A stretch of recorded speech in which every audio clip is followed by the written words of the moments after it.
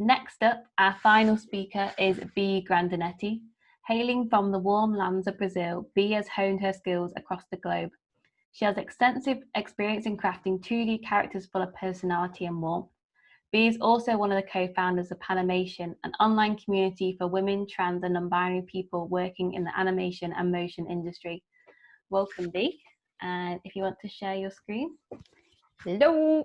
Hello. Just a second. Let me share the presentation. And cool. Can you guys see my screen? Yeah, that's great. Great. Good evening, everyone. I hope everyone is safe and healthy and healthy and as happy as possible within the whole lockdown situation, enjoying a bit of sun as well. I'm Bee, and I work as an animation director, as an illustrator, designer, animator, everything kind of in between, but working mostly as a freelancer from home, mostly or on my pajamas, as you can see on this picture. So like the whole quarantine lockdown situation actually hasn't been too much of big news for me, actually, because I'm super used to working remotely. But for those of you that don't know my work, I don't know if maybe let me just share my screen again, because I don't know if I toggled the thing of sharing the sound as well. Just a second. Share my screen again. Yeah, share computer sound. I think now it's gonna work. So for those of you that have no clue what I do, I have this I don't have an official show reel, because I don't know how much I believe in show reels as well, but I have this kind of sort of show reel that I put together whenever I have presentations like this as well. So I'm going to play it. Oof.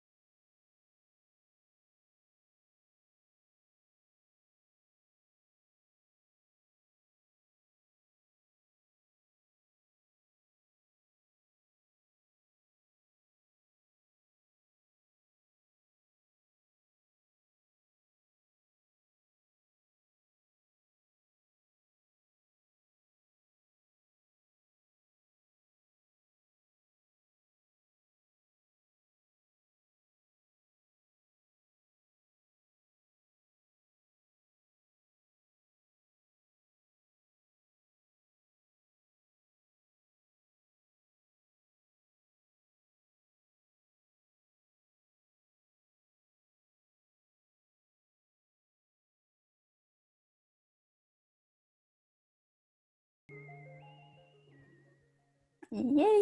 So this is just to give you a rough idea of what I usually do. I am born and raised in Brazil, more specifically this city called Belo. The gringo way of saying it, I guess, would be Belo Horizonte. We pronounce it Belo Horizonte. And most people never really heard of it, and therefore they kind of assume it's a tiny village, which I always find it quite funny, because not really. This is how it looks. And I think that, yeah, just overall dimensions and the standards of things in Brazil are just really different from Europe, which is quite funny. But anyway, I thought that for today, I didn't really want to go talking about myself and my work. So if you want to get to know more about me and my work or whatever, you can go to my website. There's tons of stuff there. But I thought actually for today, especially thinking about what we're currently living and everyone being so far away from each other, I thought it would be nice to talk a little bit more about Panimation, but more importantly, the power of community as well. So just building up on the point that Nicholas just made about, building your own community as well, which I think is really valuable and really important. So Panimation, is a multi-platform community that was started by me and two Swedish lovely friends called Lynn Fritz and Hedvig Alberg. And just to give you guys a little bit of background, I studied graphic design for 4 years back in Brazil, and then afterwards, later on, I moved to Sweden and studied motion graphics for 1 year in Stockholm in this school called Hyper Island, and these were my classmates at Hyper.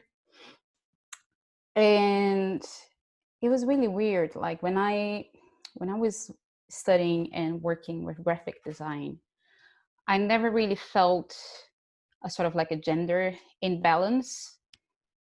I don't know if it was like because I was younger and maybe my radar wasn't fully like, you know, turned on and I was a bit more naive and all of that, or if it was the case that within animation and motion that felt stronger. But I started to notice very early on, actually, when I was just studying, that there was something a little bit weird. Like I would maybe watch 100 videos that I really liked on Vimeo, and maybe, you know, 5 of them were made by women or directed by women. And that started to really bug me, like the lack of representation and sending that very straight on message that you're not supposed to be there, or like, you know, there's something that prevents women from getting there. And it was really weird because like if you see on this picture, my class was very much like 50-50. And it's very much the case, you know, with animation education. Classes usually look very much like 50-50 and sometimes even more women than men. But somehow that wasn't reflected on the work that I was seeing as a student. And then when I came to London after a couple of internships and started to freelance afterwards, that really started to bug me that I was actually seeing that reflected in the industry itself. And most of the studios that I would step in, I would be the only woman. And sometimes when I met another woman, they would be most of the times working as a producer and not as a creative. Like it was really rare to find another woman working as a designer or as an animator. And that really starts to, you know, send you messages. And I started to experience some day-to-day kind of like micro behaviors that are sending you the message that you don't really fit and you're not really welcomed in that space. And it's really tough because it's not like openly super sexist kind of behaviors that you can point to them and say like, dude, you're being like sexist or something. It's like micro behaviors here and there that pile up and send you the message that you're not supposed to be there. Things from like, you know, all the dudes kind of bonding and getting super close and all of them go for lunch together and no one invites you. Or sometimes I would be working on something and I would be like very happy about, you know, oh, what I'm doing is actually pretty good. And then you see like 2 dudes beside you. And I don't know if it's the thing that dudes bond within themselves more easily or something, but they would be like, oh, dude, that's amazing. Wow, that's so cool what you're doing. Blah. And then like sometimes I would look at that and it wasn't even that cool. And like maybe the thing that I was doing was a little bit better, but like no one would even acknowledge that or like give me feedback. And giving feedback, like, you know, when I say feedback, is like both positive or sometimes even negative feedback. I don't know if there's something with like dudes being scared of giving you feedback because they think that you're gonna cry or something. But overall, like getting this sense of lack of feedback, having a hard time bonding with people in the studios, even though like I'm a super social person and I tend to have an easy time making friends. And starting to experience like those, you know, micro behaviors inside the studios that I was stepping in. And then, so Hedvig is this, I don't know if you guys can see my mouse. I don't think you can see my cursor. But anyway, Hedvig studied at Hyper Island with me. We were both classmates and she was also living in London and doing her internship as well. Lynn didn't study with us, but we got to meet in London. She was also in a junior position back then. And the 3 of us were all in a sort of a similar situation, like, you know, just starting in the industry, getting to understand what we were putting ourselves into. And we became really close friends, and, you know, just as friends do, uh, they gather around for beers and, you know, talk about life, complain about work. And that's sort of how Panimation was born, really. We were like always gathering and talking about work and complaining about stuff.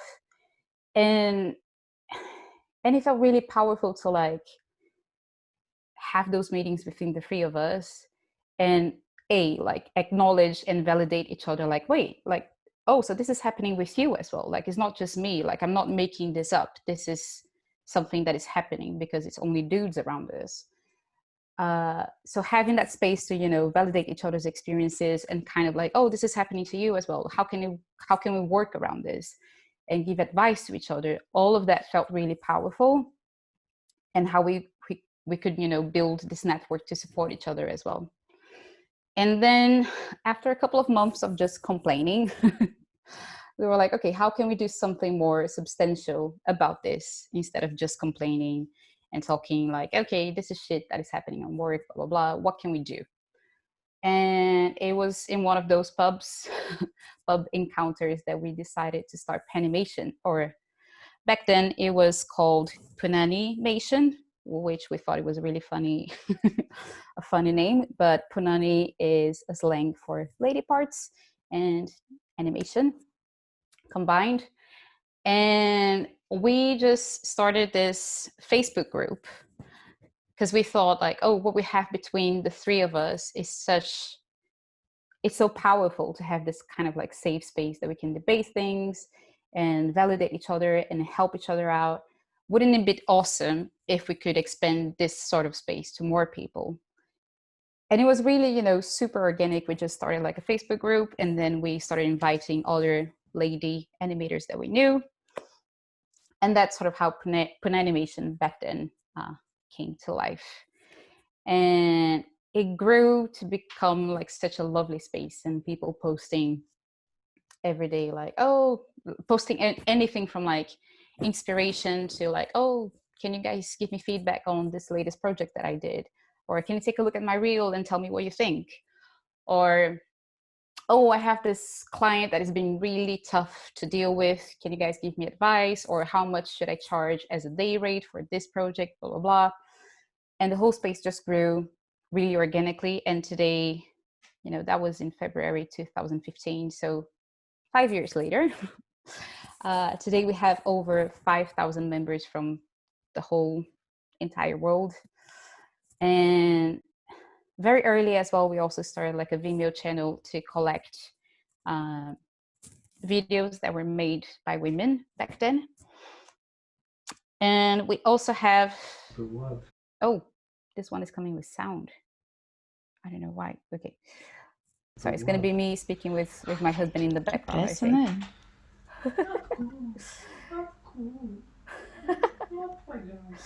I don't know why it's coming with sound.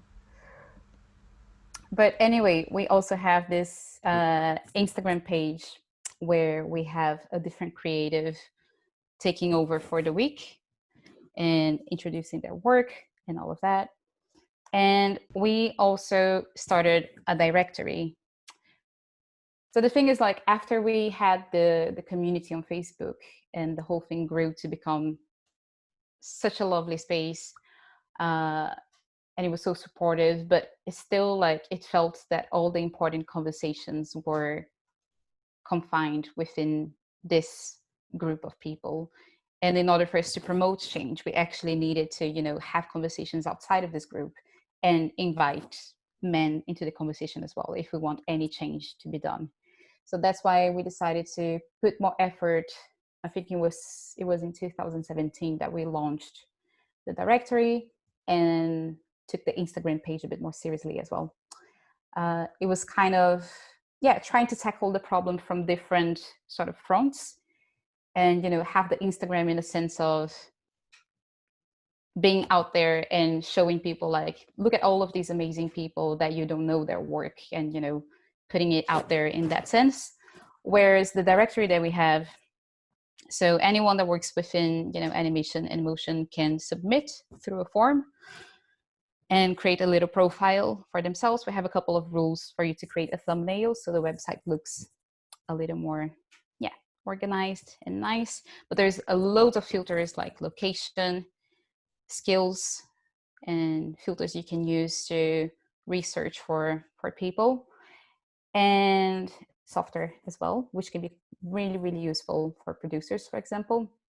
So the whole idea with the directory is tackling another front of the problem, that sometimes you have studio owners or producers or recruiters that they have the best intentions and they really want to create more diverse sort of teams, but sometimes they don't have the time or they don't have the energy or they don't know where to look for, you know, more diverse sort of creatives. So the idea with the directory is kind of like, hey, you know, here we are, we've done the homework for you, we collected all of these names under one website, really easy for you to filter through them and, you know, and be able to organize a more diverse sort of team for your project. And all of those changes also came with, when we released the directory as well, we put this little video together, which I'm going to play now.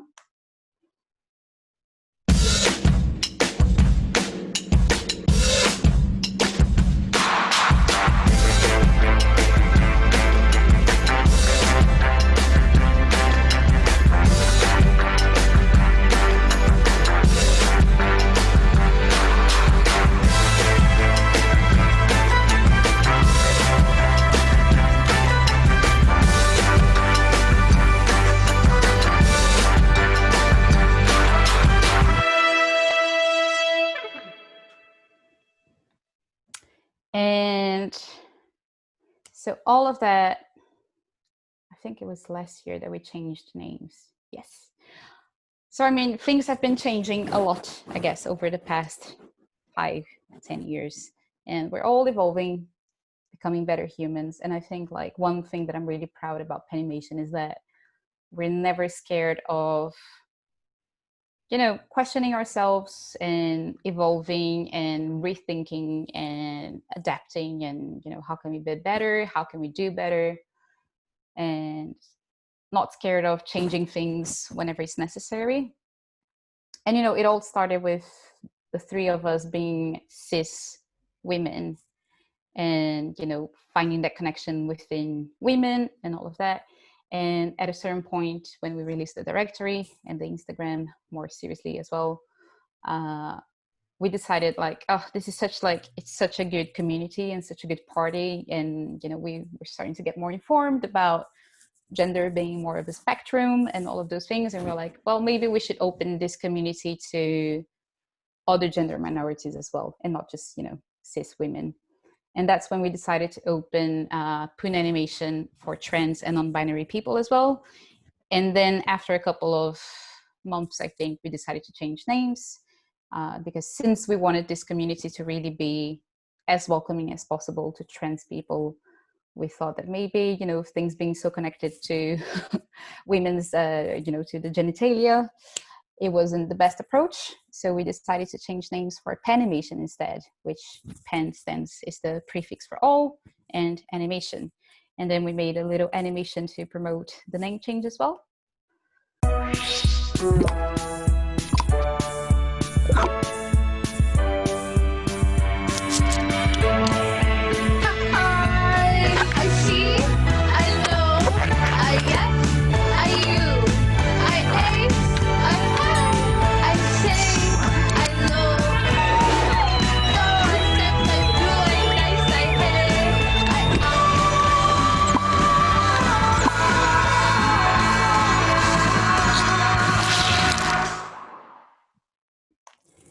And the good part of all of this is that it actually works. And I can see that in 5 years that we've been up and doing all sorts of things, you can feel the power of the community and like how so many things happened because of that community and people growing together, recommending each other, helping each other because of that group.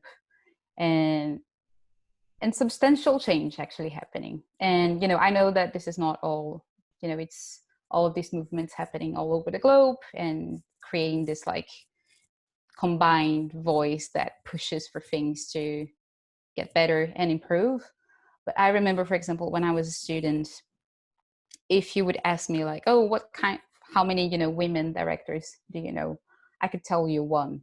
And back then it was Julia Pott. That was the only woman director that I knew, animation director. And if you ask me today, like, for how many women working as directors that I know, or, just women in all sorts of different roles and different specialties, different skills, I can tell you a bunch of super, super talented people that I know. And a lot of it is just like building the community and getting to know each other and, supporting each other to be better as well. And, even with the directory, we've been finding that it really, really works. And we had people from Adobe, from Google Creative Lab, from major animation studios using our directory to find and hire people. So it's all really happy news so far. And yeah, I feel very positive. So if anyone who's watching us does animation or is interested in tapping into the territory, feel free to go inside the group on Facebook as well and join us. And yeah, just to wrap this, I wanted to give a couple of tips. We designed these more for the animation/motion industry, but these obviously applies to all of the creative fields, I feel. So a couple of tips of what can we do as minorities first. This one, I'm a very big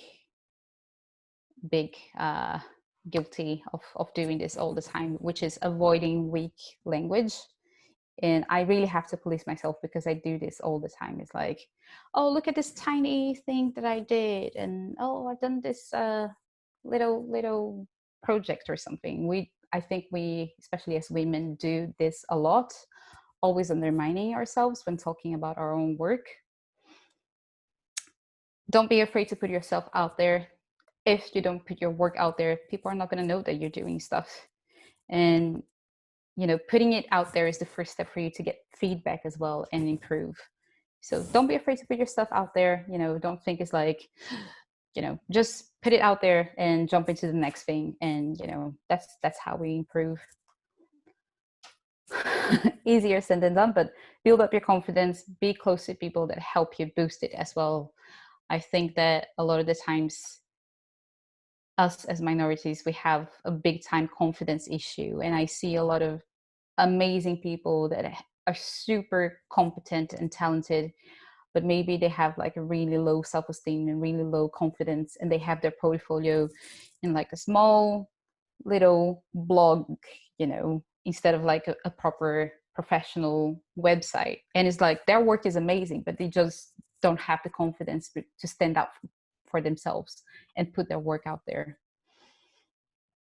Learn to negotiate and talk money. I think especially as women, we're not really raised to feel comfortable talking money and negotiating. We're always like, taking whatever comes, and we're like, oh, like always feeling, super flattered about whatever comes our way. We're like, oh my God, you want to pay me? Really? And, just taking in. But I think, learning to negotiate and talking money is a big one, definitely a big one as well. Speak up against sexism, whatever happened to you, whatever you see happening around you as well. And encourage your peers. What can we do as men? Be aware of your studio environment and culture. Turn your radar on, like see what's happening around you. How are people behaving? What are the dynamics between all the people in your studio as well?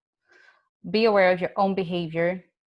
When you're going out for lunch, are you going by yourself? Are you going with only the dudes? Are you inviting someone that seems to be a bit more left out? How do you behave differently towards people depending on their gender, depending on their skin color? Be aware of your own behavior. Be inclusive. You can bond with your female coworkers the same way you would bond with the male ones. Don't be afraid to give feedback. We're not going to cry. Stand up for the minorities in your studio. If you're silent, you're an accomplice. And that applies to, all the moments, especially like in meetings. Don't be silent. If you're in a power position that you can say stuff, say it. What can we do as decision makers, especially people that are hiring people or curating blogs or magazines? Don't be passive. If we only listen to the ones shouting like, I'm amazing, look at my work, and we don't dig for those hidden gems, we're just perpetuating the system. Because usually like the people that are super talented, but they might be lacking the confidence to be shouting, like, look at me, look at my work, I'm amazing, then you're not going to find those people. And it takes being a little bit active to find those people and manage to collect that more diverse and balanced team as well. And especially for studio owners, think about the different needs from different kind of employees. Like women, for example, unfortunately, in the world that we live in, women might benefit a bit more from, parental leave policies, for example, because we don't live in a world that those responsibilities are fully distributed just yet. So think about, how gender might affect the way that those policies work. And what can we do together as an industry? Turn our radars on, and that applies to everything. Like, I think that I'm always trying to be mindful whenever I step in a new studio, whenever I step in a classroom as well. I kind of see like, okay, how many women, how many men, how many people of color, blah, blah, blah. And I start to, navigate that and trying to pull minorities to speak up more as well. So turning your radars on is a big one. Make room, listen, and support minorities. Encourage diversity in our day-to-day practices. Is it about, encouraging that in whenever you have a chance to like, oh, maybe we should take a look at this portfolio or hire this person, or even on how we portray people in our work. I think especially as illustrators, I don't know if there's a couple of character designers in the chats today. I work a lot with character design. So this is something I'm always trying to be mindful when I'm working as well, is how do the characters that I'm designing, how do they look? What is their skin color? What is their gender?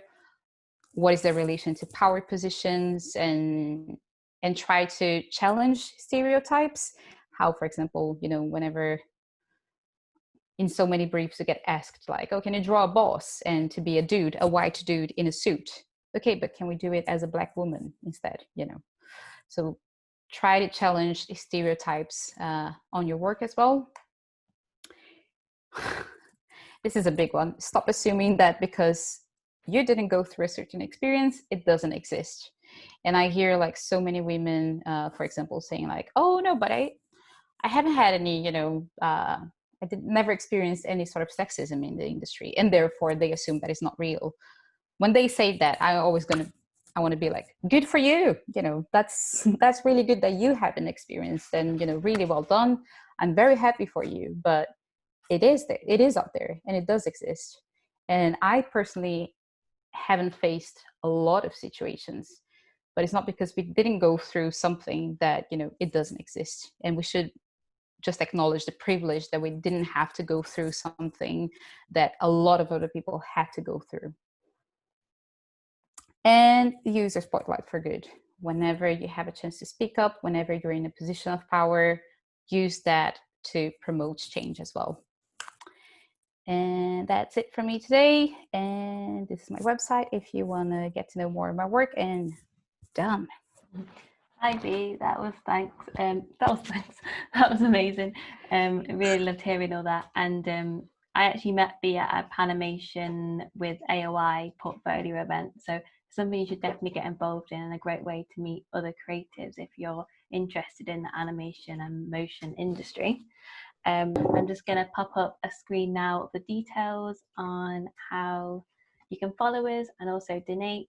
And overall, just a big thank you to all our speakers who have made this evening possible. Thank you. Thank you, Bee. Thanks. Thank you. That was great. Thanks, everyone. Thanks, everyone.